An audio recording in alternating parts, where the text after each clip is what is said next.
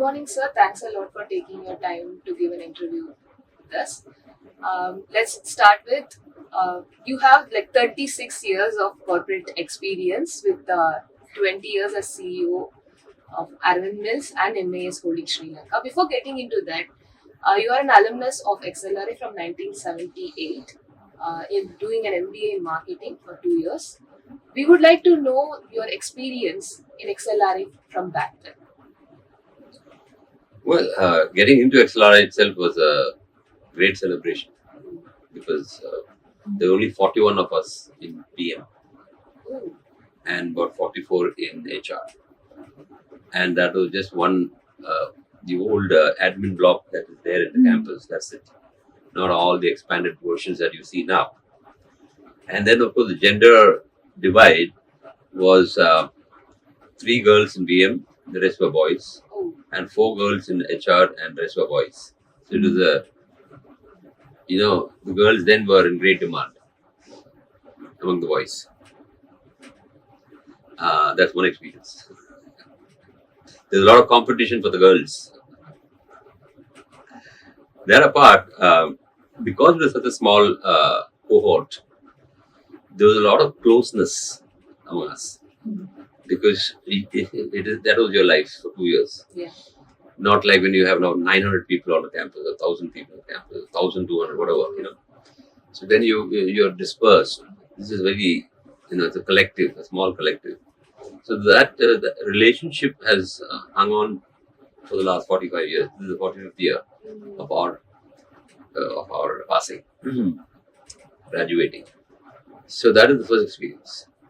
When it comes to faculty, there were some really good gentlemen there and ladies, well-known people like Father Prabhu in OB, Baldev Sharma, also in etc. etc. So the faculty quality was good. When it came to placements, The key thing. that was not necessarily in the control of XLRI at that time. It was in the control of the economy. If the economy was bad, then bad luck. A few of us will get placed, the others will, about 80% will not get placed. The rest will be placed. So the rest who did not get placed had to fend for themselves. So that was, on those dimensions, our experience.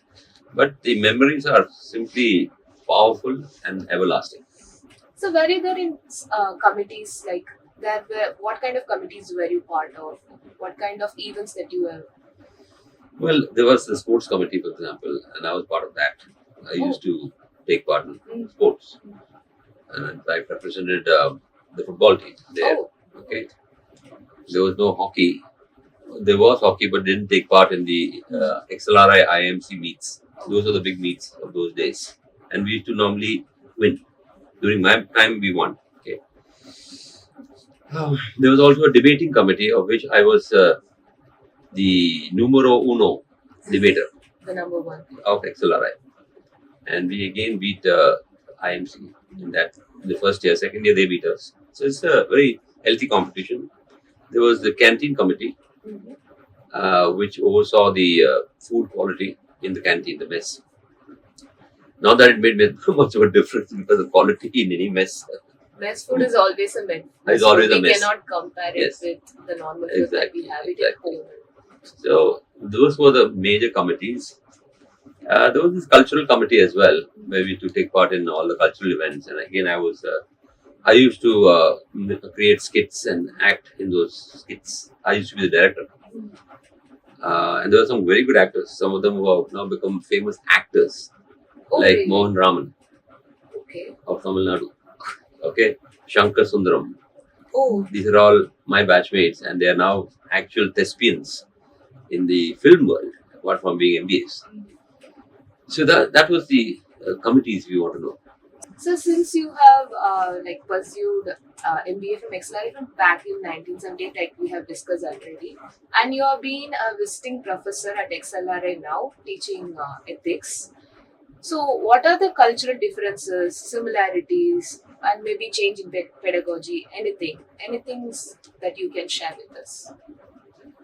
The culture is affected by the volume of throughput of students across the corridors of the institution. When it is a smaller cohort, as I said, the culture is very cohesive and very inclusive and very well knit. Here you will have with so many people. I think right now in Jamshedpur and here together, I think we over 2,000 odd students for both the years together. It's like a vast ocean. So then that itself will affect the culture. The interactions with the faculty was much closer then than now because the numbers were smaller. Okay, the events everybody would come because you want to support your people. Today half the batch, if they don't come, then you will still have quorum because there's so many people. But then if half of us do not attend event, then it's like an empty place. So participation in many events were much more keen. From the institution, we had some fantastic directors, who were inspiring. Starting with Father Tom. We still remember our first meeting with him, where he had to make his first director speech for the newcomers. Spellbound speech. He was an extremely good communicator. Then you had several such faculty who inspired us, not just in the class, but by their the way they behaved, the way they interacted with us. We still are in touch with them after 45 years. Okay. And we have come for many of their funerals.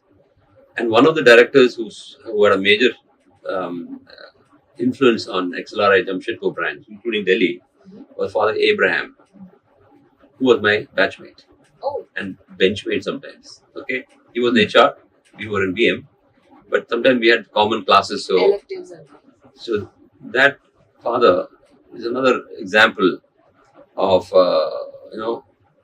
leading by his behavior and of course his vision. He certainly expanded XLRI here and there, and was planning to do it in Andhra Pradesh and in Bombay. The Bombay thing might happen. Okay, Neril or Neril, some place like that. So basically, we had some visionary directors as well. So all those influences have made us feel like we belong to XLRI and very loyal to them. Sir, have you been around when Father McGrath was taking classes? I am not sure. Oh, very much. Okay. Can you please share your experience with his lectures? Because Father McGrath is someone very, very dear to the batch of XLRI Jamshedpur. Yes. From back then, and we are conducting debates on his memory. Yes. So I would like to know your experience with him as well. See, what really inspired us during those days is that these bunch of Americans from Maryland, Baltimore, that's I think was their region they came from, were very handsome guys who need not have come into even the priesthood, but certainly not to a one-horse town called Jamshedpur, from where they came. That showed, for us, that was inspiring in terms of dedication. Okay. And Father McGrath was actually a great sportsman. He happened to be, I think, in the basketball team of Maryland. That is how athletic he was. Very handsome guy. But what really was special about him is his humanity. When he smiles at you, when you look at him, you know that he's a good human person. That even when you do something wrong, he'll just smile at you, and you know that you've done something wrong, and you need to rectify it. He doesn't have to say anything. Apart from that, of course, he was a great tutor. He has written so many books on industrial law and industrial practices that has made him kind of an authority in IR. And he lived for a long time and stayed with us, and then he went and set up this thing in Bhubaneswar, or at least was part of that. So he is a yeoman service to education in the country. One of the definitely pillars of Jesuit education for the masses, for everybody, not just for the elite. Including there was another institution I think he began for really for the tribals. Now we understand like why Father Mehta is being celebrated so much. I've been hearing from one of the students who was back then. Like, listening. So moving on, I would like to know about you are being the visiting professor here at XLRI teaching ethics. So the thing is like we students, MBA students, we are going to enter the corporate world soon. And as you actually mentioned in the class, what are the main three takeaways that we need to take with us so as to like not get into this unethical things? Okay. Well, I've been teaching ethics for the last 8 years. This is my 9th year. And this is my 5th year in XLRI and its sister concerns like Judge. Prior to that, I was in the University of Calicut and XIME, etc. The three takeaways would be that one, especially because I have a corporate background, that when you are juniors, it is very difficult for you to stand up for your values because you might have bosses who are possibly not very ethical. So how do you manage that is the first question that you might want to answer, you want me to answer. Well, my experience is that anyone who says, I object to this practice at the junior level will not be sacked. Because on what grounds? Because he wouldn't want to publicize your objection. Because then the word goes around that she's objecting because it is unethical and he is the guy who's propounding that. So he won't sack you. But you can get in trouble by being excluded and and ostracized and harassed, etc. But that risk you should be ready to take because the advantage is if you're good, you have to be competent. Because if you're not competent, you will be in any case quickly you will lose your battle. But if you're competent, you can't be kept down. And as you climb the ladder, corporate ladder, people know your reputation as a straight and ethical person because you demonstrated that. You don't suddenly become ethical when you become CHRO or a CEO. Nobody will believe you. You will not have the credibility. So you want to build your credibility of being an ethical person, you can. There will be difficulties, okay, but you can. That's the first learning. Second, it's not worth being crooked. Because what happens is you will get away with it for some time until you get caught. And when you get caught, you will be all alone. All your so-called friends and others who collaborated with you will just slowly disappear and you'll be left alone. And that feeling of being abandoned and being caught on the wrong foot in a very shameful manner will live with you forever. There are so many examples of that. Okay, that will destroy your confidence and your future. And the last thing is ethics is not something that people think is the mainline subject. You have marketing, finance, operations, and HR. But underneath all of them, the foundation is ethics, which is not necessarily recognized. The faster and quicker you recognize that, the better it is. Because you are going to launch a new product with false and stall claims in marketing. That product is not likely to last for long. Why? Because it's unethical. Your claims are all totally false. Similarly, if you have a HR policy which discriminates, maybe it's by gender or by caste or whatever, it's not going to last long. It's not ethical. So every stage, finance, if you fraud, you will be caught. It's because you're not ethical. There is no question, or in operations, if you have substandard quality, because you're not ethical, you're not doing it right. You're purposely letting it go. You're not ethical. So if that's the issue, you need to recognize that this is the foundational subject, core. And the faster you realize that, the better you will be. You will feel better.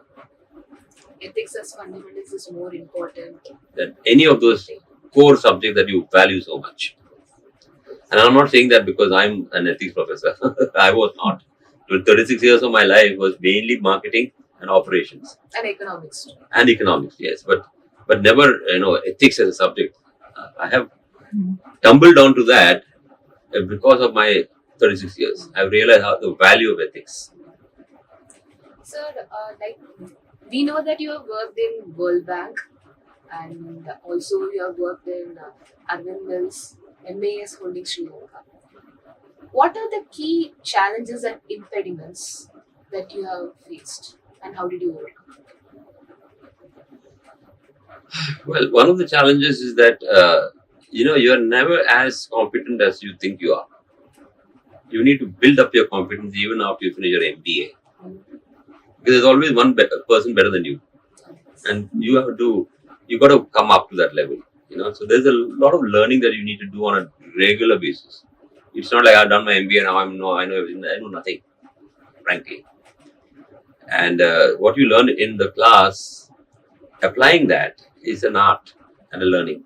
Okay, so that's number one. Number two, in certain organizations, you have to be very careful what organizations you join, because if you get into an organization that is has a toxic culture of favoritism, partiality, discrimination, not based on data, your promotions, etc., based on relationships. Oh, that's a great impediment then, because then you have to then, if you really want to grow in such an organization, such a sick organization, you have to become sick yourself and compromise on your values, right? So that is the other impediment. So when you choose your companies, maybe you don't have a choice to start with, but later on you do have a choice. So you may have to move. You may simply have to move. If you can't reform at your levels, then the choice is there for you to move. There are organizations which are very, very. There is no 100% ethicality in any organization, anywhere, in either corporate or public politics or wherever.